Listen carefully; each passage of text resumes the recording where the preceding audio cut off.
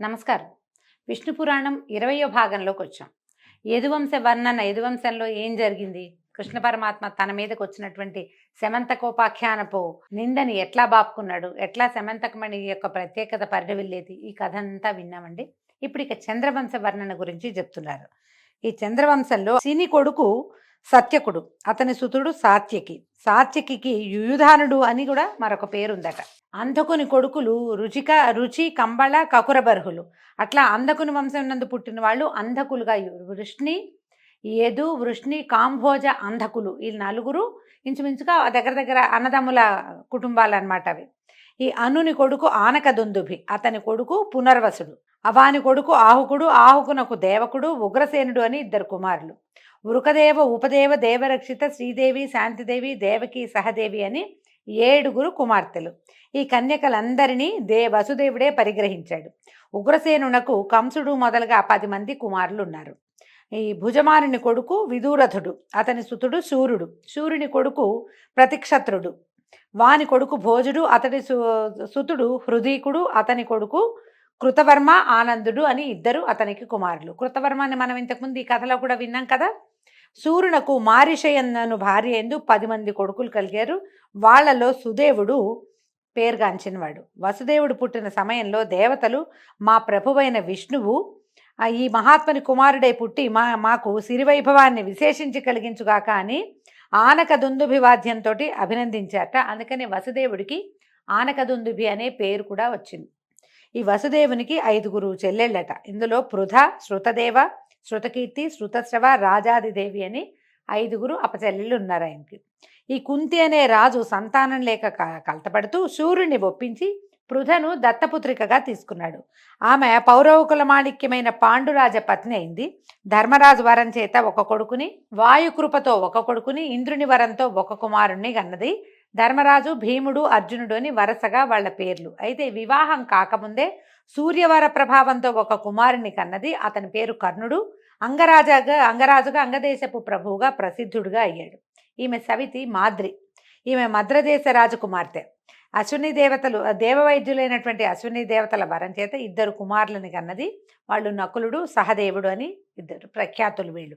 వృద్ధధర్ముడనే కరుష దేశాధిపతి శృతదేవను పరిగ్రహించాడు. అతనికి 5 కుమారులు. తర్వాత అవంతిరాజు రాజాదిదేవిని చేపట్టాడు. వాళ్ళకి 2 కుమారులు, విందుడు, అనువిందుడు అనేవాళ్ళు. చేదిరాజు అయినటువంటి దమఘోషుడు శృతశ్రవను పెళ్లి చేసుకున్నాడు. వాళ్ళ యొక్క కుమారుడే శిశుపాలుడు. శ్రీకృష్ణుడికి స్వయాన మేనత్త కొడుకు, పాండవులకి పిన్ని కొడుకు. వైకుంఠంలో సనక సనందనాదుల చేత శాపానికి గురైన జయ విజయులు మొదట హిరణ్యాక్ష, హిరణ్యకశిపులుగాను, తర్వాత రావణ, కుంభకర్ణుడుగాను భూమి మీద పుట్టి మహావిష్ణువు అవతార పురుషుల చేత మృతి చెందారు. ఇక వారి 3వ జన్మైనటువంటి శిశుపాల దంతభక్తులు చిన్ననాటి నుంచే విష్ణు విరోధులై ప్రవర్తించి కాలానుసారంగా ఆ హరిచేతే సంహరించబడ్డారు. వసుదేవుడు రోహిణి, దేవకి మొదలైన కాంతలను భార్యలుగా పరిగ్రహించగా రోహిణి యందు 1 కుమారుడు కలిగాడు. ఆ శిశువు పేరు బలరాముడు. అతనికి సంకర్షణుడు, బలభద్రుడు అని ఇలాంటి చాలా పేర్లే ఉన్నాయి. భారతం ద్వారాను భాగవతం ద్వారాను మనకి వివరంగా తెలిసిన కథని ఇక్కడ సంగ్రహంగా చెప్తున్నారండి. అయితే దేవికి వసుదేవుని వల్ల కలిగిన 6 కొడుకులని ఆమె సోదరుడైన కంసుడు తనకి మరణ భయంతో సంహరించాడు. 7వ గర్భం యోగమూర్తి విష్ణువు పంపగా వచ్చి ఆమె గర్భాన ప్రవేశించింది. ఆ లోపల ఉన్నటువంటి శిశువుని గ్రహించి ఈ యోగమాయ రోహిణీదేవి కడుపులో ఉంచింది. ఆ శిశువే బలరాముడు. అష్టమ గర్భాన పుట్టినవాడు విష్ణువు. ఈ జన్మలో శ్రీకృష్ణ నామధేయంతో ప్రసిద్ధుడుగా ఉన్నాడు. యోగశక్తి యశోద గర్భాన జన్మించి కాళి అనే పేరు కలదై ఇలలో గల జనులతోటి పూజలు అందుకుంటూ ఉండేది. శ్రీకృష్ణుడు 16,108 కాంతలను ఇల్లాళ్లుగా చేపట్టాడు. వారికి 1,80,000 మంది కుమారులు. వారి పుత్ర పౌత్ర వర్గం లెక్కకు మించి వర్ణింప అసఖ్యమట, అంత ఎక్కువ ఉంది. ఇలా యాదవ వంశం విస్తరించింది. మునుపు యుద్ధభూమిపై కొట్టుకు చచ్చిన దేవదానవులు అందరూ యాదవ వంశంలో పుట్టారు. వాళ్లలో చాలామంది సాధువులని బాధించేవారు. వాళ్ళ వంశాన పుట్టినటువంటి కృష్ణుడు దుష్ట శిష్టరక్షకుడుగా ప్రసిద్ధుడైనటువంటి పురుషోత్తముడు. యయాతి 2వ కొడుకైన దుర్వసుడు అంటారు. అతని వంశం వారు తండ్రి శాపం వల్ల వాళ్లలో కౌరవ కులంలో కలిశారు. దృహ్యవంశపు రాజులు మ్లేచ్ఛ కిరాత కృత్యాలతో నికృష్టులయ్యారు. ఆనువంశ సంభవులు అంగవంగ కళింగాది రాజవంశీయులై విస్తరిల్లారు. యయాతికి అన్ని విధాలా బుద్ధిమంతుడైన కడసారి కొడుకైన పూరుడుని ఏం చేశారు, రాజ్యభారం వహించేలాగా పట్టాభిషిక్తుడు చేశారు. ఈ పూరుని కుమారుడే జనమేజయుడు, అతని సుతుడు ప్రచిన్వంతుడు. ఇలా ఆ వంశం పెరిగింది. ఆ వంశీయుడే శంతనుడు. శంతనుని కుమారులు చిత్రాంగదుడు, విచిత్ర వీరుడు. చిత్రాంగదుడు చిన్న వయసునందే ఇంకొక చిత్రాంగదుడు అనే పేరు ఉన్నటువంటి గంధర్వునితో పోరాడి తన పేరే ఉన్న గంధర్వుడితో పోట్లాడి మరణించాడు. విచిత్ర వీరుడు కాశీరాజు కుమార్తెలైన అంబిక, అంబాలికల్ని పెళ్లాడి వారితో విలాసంగా గడుపుతూ మితిమీరి ప్రవర్తించి కామోపభోగలాలస ఎక్కువయ్యి క్షయరోగానికి చిక్కి మరణించాడు.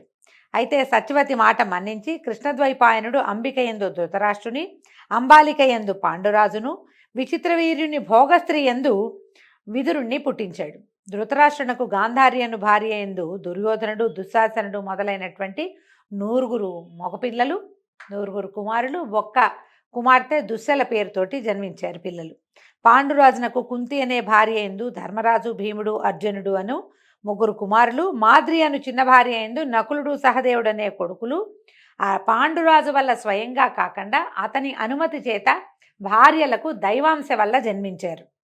ఆ పంచపాండవులకు ద్రుపదరాజనందనైనటువంటి ద్రౌపది యజ్ఞ సంభవగా పుట్టిన ఆమె వీళ్ళకి భార్య అయింది. ఆమె యందు ధర్మరాజుకు ప్రతివింధ్యుడు, భీమునకు శృతసోముడు, అర్జునకు శృతకీర్తి, నకులునకు శతానీకుడు, సహదేవునకు శృతధర్ముడు అని కుమారులు కలిగారు. మనకి వీళ్ళ పేర్లు మహాభారతంలో కనపడతాయండి, ఉపపాండవుల పేర్లు. కానీ ప్రఖ్యాతంగా లేకపోవటం వల్ల ప్రత్యేకమైన గాథలుగా చెప్పబడవు, కానీ ఆ పేర్లు ఇక్కడ చెప్పేశారు మనకి. వాళ్ళకి ఉపపాండవులని వ్యవహారం ఉండేది. వాళ్లే కాక ధర్మరాజునకు గాధేయి యందు దేవకుడు, భీమునకు హిడింబ యందు ఘటోత్కచుడు, నకులునకు రేణుమతి యందు నిరమిత్రుడు, సహదేవునకు విజయ యందు సహోత్రుడు కలిగారు. అర్జునుడికి ఉలూచి యందు ఇలావంతుడు, చిత్రాంగద యందు బభ్రువాహనుడు, సుభద్ర యందు అతిబల పరాక్రముడైనటువంటి అభిమన్యుడు చంద్రాంశతోటి జన్మించారు. అభిమన్యుడికి అతని మరణానంతరము ఉత్తర యందు పరీక్షిత్తు కలిగాడు. ఆ పరీక్షిత్తు కురువంశానికి రాజ్యాధికారి అయ్యాడు. పాండవుల తర్వాత కురుక్షేత్ర సంగ్రామం తర్వాత పాండవులు తమ దారిని తాము వెళ్ళిపోతూ ఈ మన పరీక్షిత్తుకి రాజ్యాభిషేకం చేసి వెళ్ళారు. ఆ పరీక్షిత్తు కుమారుడు జనమేజయుడు. అతను ధర్మశీలుడు, వేదవ్యాస శిష్యుడైన వైశంపాయనుని వల్ల మహాభారతాన్ని విని అనేక యజ్ఞాలు చేసి ఇప్పుడు ప్రస్తుతం రాజ్య పరిపాలన చేస్తున్నాడు. అంటే ఈ మైత్రేయుడు అని ఆయన పరాశర మహర్షి వల్ల జనమేజయుడు రాజ్యం చేస్తున్న కాలంలో, అంటే పాండవులు మొత్తం యదువంశం చెల్లిపోయిన తర్వాత, యదువంశం మొత్తం చెల్లిపోయింది, ఈ పాండవులు కూడా వెళ్ళిపోయారు. స్వర్గారోహణ పర్వం అయిన తర్వాతే ఈ కథని వింటున్నాడనమాట. ఈ జనమేజయునికి కొడుకు శతానీకుడు. అతను కూడా తండ్రిలాగానే ధర్మ పద్ధతినే ప్రవర్తించేవాడు. యాజ్ఞవల్కి వల్ల అధ్యయనము, కృపాచార్యుని వల్ల అస్త్రశస్త్ర విద్య, శౌనకుని వల్ల ఆధ్యాత్మిక విద్య కూలంకషంగా తెలుసుకుంటాడు. ఆ సూర్యచంద్ర వంశీయులైన రాజులు కలియుగంలో కొంతకాలానికి క్షీణదశలో పడి బలహీనులై సామాన్య సంపన్నులై రాజ్యాలు వెళ్తారు. అధర్మవర్తనతోటి చివరకు చెడిపోతారు. వారి మంత్రులు రాజ్యద్రోహులై రాజ్యాలు వశపరుచుకుని పరిపాలకులు అవుతారు. అంటే ఫ్యూచర్ చెప్తున్నాడండి, జరగబోయేదేమిటో చెప్పబడుతోందన్నమాట. గంగా ప్రయాగ మధ్య దేశాలలో పద్మవర్యులనే మాగధులు పట్టాభిషిక్తులై రాజులను వెళ్ళగొట్టి తాము ఏలుబడి సాగిస్తారు. నర్మదా తీర దేశాలను భ్రష్టాచారులైన బ్రాహ్మణులు ఏలుతారు. చంద్రభాగా తీరాలందున్న కాశ్మీర దేశాలను హీనజాతుల వారు పరిపాలిస్తారు. వీరందరూ కాలానికి వయసుతో తగిన గుణాలు ప్రవర్తన కలిగిన వారే ఉంటారు. రాజులంటే పరిపాలకులు అల్పమైన దయ, అల్ప జ్ఞానము, అల్ప విద్య, అల్పాలోచన, అల్పైశ్వర్యము కలిగిన వారే ఉంటారు. ఈ విష్ణు పురాణంలో ముందు రాజుల్లో ఎక్కువ భాగం ప్రఖ్యాతులైన వాళ్ళు, చాలా కాలం సప్తద్వీప వసుంధరని మొత్తం 7 ద్వీపాలతో ఉన్న భూమిని పరిపాలించిన వాళ్ళు, యజ్ఞయాగాదులు చేసిన వాళ్ళు, రాజర్షులైన వాళ్ళు ఎంతమంది పేర్లు చెప్పారండి.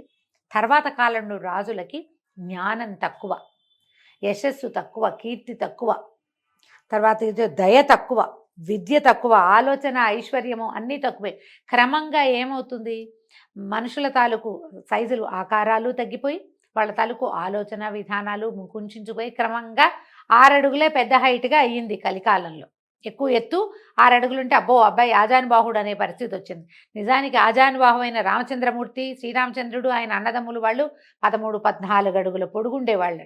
ఏనాటి 14 అడుగులు, మహాభారత కాలం నాడు కూడా 7.5 అడుగులు పెద్ద ప్రమాణం. ఇప్పుడు మనం 6 అడుగులే మన పెద్ద ప్రమాణంగా కనపడుతుంది. కథలు తగ్గి విషయం చెప్తున్నారండి. కోపము, దుర్వివేకము, క్రూర ప్రవృత్తి, చపలత్వము, ఎదుటివారిని చులకలగా చూడడము, మనసులో ఏదో దానికి బాధపడుతూ ఉండటము, ఎల్లప్పుడూ ఏదో చింత, చెడు నడత, పెడసరపుతనము, పాపము, ఈ గుణాలు కలికాలం పోయే వరకు కూడా మానవులని దుష్టపిశాచాల్లాగా ఆవేశించి ఉంటాయి. ఇది ఎప్పుడు మొదలైంది? జనమేజయుడి తర్వాత కాలం నుంచి అక్కడ కొంచెం స్లోగా ఉండి అయినా కూడా రాజులు ఉండి క్రమంగా కలియుగం వచ్చాక ప్రబలిందనమాట. ఈ వీళ్ళకి ధైర్యము, మనస్సు నిలకడ, అవసరమైన పరాక్రమము అనేది కలియుగ మానవులకి ఉండవు. కలియుగ మానవుల మాటలు పరమ నీచంగా ఉంటాయి. సాధుత్వము, జాగరూకత, మర్యాద అనేవి ఎరగరు. బ్రతుకులు నడివీధి మెతుకులనే వీళ్ళ పని, రోడ్డు మీద చల్లేసిన మెతుకులు లాంటివన్నమాట. కోపము, నిందించడము వాళ్ళ పుట్టు సొత్తు. అన్నిటికీ కోపం వస్తుంది. యాంగర్ మేనేజ్మెంట్ లేదు మనకి. ఇదివరకే లేదంటే విష్ణు పురాణం నాడు చెప్పబడినప్పుడే లేదంటే మనకి ఇప్పుడు యాంగర్ మేనేజ్మెంట్ జీరో. కోపం వస్తే మనం ఏదైనా చేస్తాం, ఎంత పనైనా చేస్తాం. అన్నీ కూడా ఎక్కువ భాగం మన వల్ల జరిగే పొరపాట్లన్నీ కోపంలోనే, ఆలోచించకుండా అనాలోచితంగా చేసేవే కనపడతాయి. గోహత్య, స్త్రీహత్య, శిశుహత్య అనేవి కలికాలం జనులకి సహజమైన గుణాలుగా ఉంటాయి. కలియుగమందు జనులు పరధన పరకాంత ప్రియులుగాను, అల్పాల్ప బలులుగాను, జీవించి ఉన్న శవాల్లాంటి రూపాలు గలవారుగాను, అసత్య భాషణలు, దీంతో పాటుగా నాస్తికవాదులు ఎక్కువ సంఖ్యలో ఉంటారట. వేదాలకు, యజ్ఞాలకు స్థానం లేదు, ఉండదు. బ్రాహ్మణులు కింది జాతి వారిని సేవిస్తూ వారిచే ధనబలంతో బతకవలసి వస్తుంది. అన్ని విధాలా బలం కలవాడే ఇప్పుడు ప్రభువుగా ఉంటాడు. ధనధాన్యాలు సమృద్ధిగా కలవాడే మాన్యుడు. సభలలో ముందు వెనక చూడక నోటికి వచ్చినట్టుగా నిర్భయంగా బాగేవాడే పూజ్యుడు.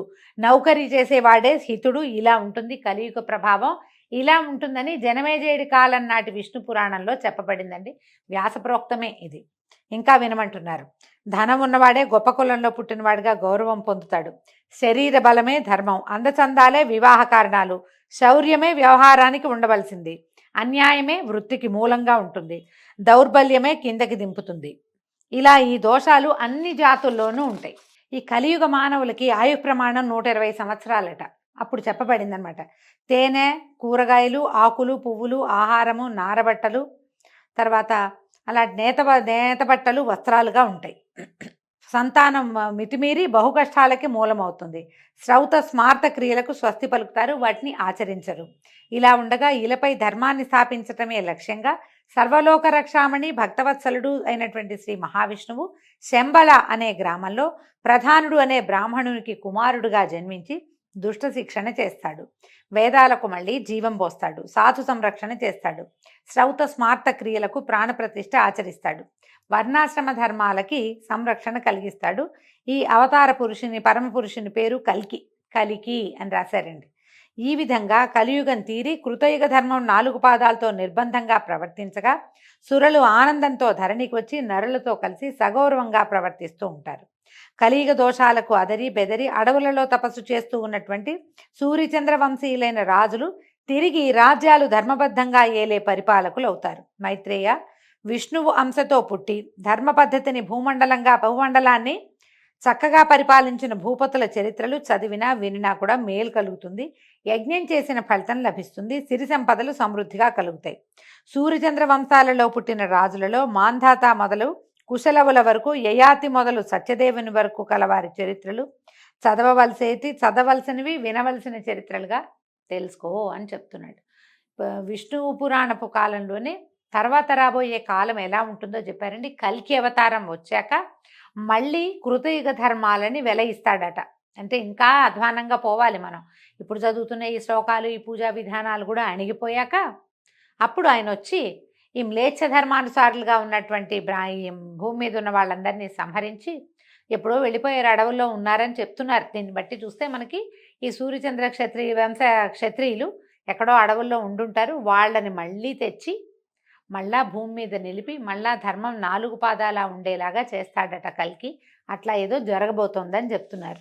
అయితే ఈ మొత్తం యుగ ధర్మాలన్నీ ఇలా ఉంటాయి అని చెప్పిన తర్వాత విన్నాక మైత్రేయుడిని అడిగాడు, నువ్వు అడిగిన రాజుల చరిత్రలన్నీ చెప్పాను, ఇంకేం చెప్పాలి అని పరాశరుడు అడిగితే అప్పుడు ఈయన అడుగుతున్నాడు మైత్రేయుడు, యాదవ వంశంలో శ్రీకృష్ణుడుగా పుట్టిన విష్ణువు బాల్యం నుంచి ఏమేం చేశాడు, ఎట్లా ఆయన పెరిగి పెద్దవాడై మళ్ళీ తన లోకానికి వెళ్ళాడో ఆ కృష్ణావతార గాథని వివరంగా చెప్పమని అడిగారు. సరే, ఇది మంచి కథే. మధ్యలో కథలోనే చెప్పబడింది కదా వసుదేవునికి జన్మించాడని, తర్వాత ఈ సమంతకమణి తాలూకు సమస్యని తనేది ఎలా తీర్చుకున్నాడో ఇది విన్న తర్వాత ఎట్లా ఏ రకంగా పుట్టాడు, ఎలా పెరిగాడు, ఎలా రాక్షస సంహారం చేశాడు, దుష్ట శిక్షణ ఎట్లా చేశాడు, అది వివరంగా చెప్పమంటే అది ఇప్పుడు చెప్తున్నారనమాట. శ్రీకృష్ణ అవతార గాథ అతి మంచి గాథ, కథలన్నిట్లలోకి వినదగినది, వినసొంపైన గాథ కాబట్టి అది చెప్తానన్నాడు. ఈ వసుదేవుడు దేవకుని కుమార్తె అయినటువంటి దేవకీదేవిని ధర్మపతిగా పరిగ్రహించాడు. ఆమె పేరు దేవకి. వివాహం కాగానే ఆమె సోదరుడైన కంసుడు దేవకీదేవికి సమృద్ధిగా అంబరాభరణాలు అరణంగా ఇచ్చి బంధువులు ఇచ్చిన కాన్కలు కట్నాలు అన్నింటినీ వాహనాల మీద సర్దించి సోదరిని బావని రథం ఎక్కించాడు. తానే సారథి అయి ఆమెను అత్తవారింటికి దిగనింపటానికి బయలుదేరాడు. ఊరి పొలిమేరకు రథం వచ్చేసరికల్లా ఆ రథంలో ఉన్న ముగ్గురు ఆ పిల్లని అంపకం పెడుతున్నటువంటి బంధువులందరికీ ఆశ్చర్యము భయము కలగలుపుగా కలిగి వాళ్ళ హృదయాల్ని ఉర్రూతలూచేటట్టుగా ఆకాశవాణి వినపడిందట. దేవకి 8వ కాన్పుగా పుట్టే బాలుడు నీ ప్రాణాలను రాజ్యాన్ని అపహరిస్తాడు కంస, జాగ్రత్త అని చెప్పింది. ఈ మాట వినంగానే కంసుడి గుండె రెండుగా చీలిపోయిందని వేరే చెప్పక్కర్లేదు కదా. ఒక ఇంతసేపు చలనం లేకుండా కొయ్యలాగా బిగుసుకుపోయాడు. భయం వేసింది. నిర్ఘాంతపోతారు కదా, కోపంతో రెచ్చిపోయాడట. తోబుట్టువు ఆడది అనే జ్ఞానము ఆదరణ లేక కత్తి తీసి చెల్లెలి జుట్టు పట్టుకుని ముందుకు వంచి తల నరకపోగా చటుక్కుని వసుదేవుడు చేయి పట్టుకున్నాడట. ఏమయ్యా, నీలాంటి గొప్ప దొర ఇలా దారుణమైన మారణ కృత్యం, సొంత చెల్లెలు పైగా పెళ్లి కూతురు, ఈమెని గాలి మాట విని స్త్రీవతకి ఒడగడతావా నువ్వు? గాల్లో వినపడిన మాట ఇంతమంది 10 మంది బంధుమిత్రుల మధ్యలో స్త్రీవధ చేయటానికి ఇట్లా తెగ నరకడానికి సిద్ధపడ్డం లోకం ఏమనుకుంటుంది? రేపు నువ్వు రాజు కావాలి, నీ తండ్రి ఇప్పుడు రాజు, నువ్వు రేపు రాజు కావాల్సిన వాడివి. నిన్న పెళ్లి చేసావు, ఇవాళ అత్తారింటికి సాగనంపుతూ ఏ తప్పు లేని చిన్నారి చెల్లెల్ని ఇట్లా కొప్పు బట్టి పీక కొయ్యడానికి ముందుకొస్తున్నావు. ఇది ఏం పద్ధతి? నీ జీవితానికి ఇది మాయని మచ్చ. నా మాట విను, నా మాట వినని ఆపాడు. ఆకాశవాణి మాట నీకు ఆపద కలిగించేట్టుగా నువ్వు భావిస్తే నువ్వు కలత పడకు. దీని కలిగే ప్రతి బిడ్డని పుట్టగానే నేను నీకు తెచ్చిస్తాను. నా మాటకి ఈ పంచభూతాలే సాక్షి అని ప్రమాణవాక్కుగా చెప్పేసరికల్లా వసుదేవుడు చాలా అద్భుతమైన చరిత్ర కలిగినవాడు. ఆడిన మాట తప్పడు. పైగా ఆనక దుందుపిగా పేరు పొందినవాడు. అతను పుట్టినప్పుడు ఆకాశం నుంచి దేవదుందుబులు మోగినాయి. అతను ఇలాంటి వాడి మాట మరి ఒప్పుకోవాలి కదా, బావ మాట. అందుకని ఏం చేశాడు ఆయన? సరే, చెల్లెలు జుట్టు విడిచి ఇద్దరిని తిరిగి తన నగరానికి తీసుకొచ్చాడు. వాళ్ళని ఒక ఇంట్లో ఉంచాడు. బోళ్ళంత మందిని కాపలా పెట్టాడు. రోజు వచ్చి చూసెళ్తూ ఉండేవాడు. ఇలా ఉండంగా ప్రజాభారంతో వాడిన మోముతోటి ఆ బాధ నుంచి ఎట్లా బయటపడాలో తెలియని భూదేవి ఏం చేసిందట? ఆదిత్య యక్ష గంధర్వులు వెంటరాగా బ్రహ్మదేవుడి దగ్గరికి వెళ్ళిందట.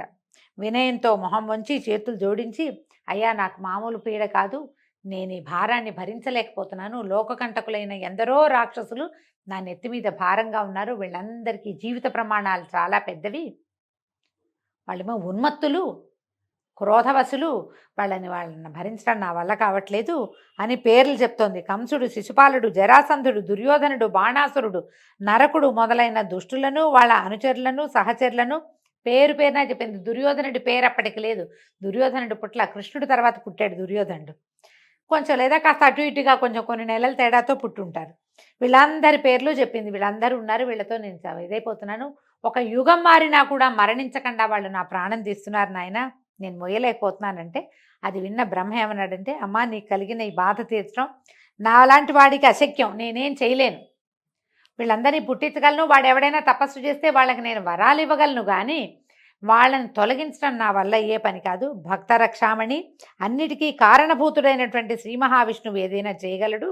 పద, మనం ఆ దేవదేవుడికే ఇది మనవి చేద్దామని అప్పుడు పైనుంచి మునులతో దిక్పాలులతో భూదేవిని స్వయంగా తీసుకుని వెళ్ళి శ్వేతద్వీపవాసిగా ఉన్నటువంటి భగవంతుని దగ్గరికి చేర్చాడట. ఆ ద్వీపం ఆనందానికి రూపమట. శ్వేతద్వీపం వేదధ్వనికి దీపం, దేవకాంతల సంగీతానికి సంకలాపం, వైకుంఠానికి సమీపంలో ఉందట అది. ఇప్పుడు ఈ దేవతలందరినీ తీసుకుని బ్రహ్మదేవుడు ఈ వైకుంఠానికి దగ్గరలో శ్వేతద్వీపంలో కులాసాగా కాలక్షేపం చేస్తున్న విష్ణుమూర్తిని చూడడానికి వెళ్ళాడు.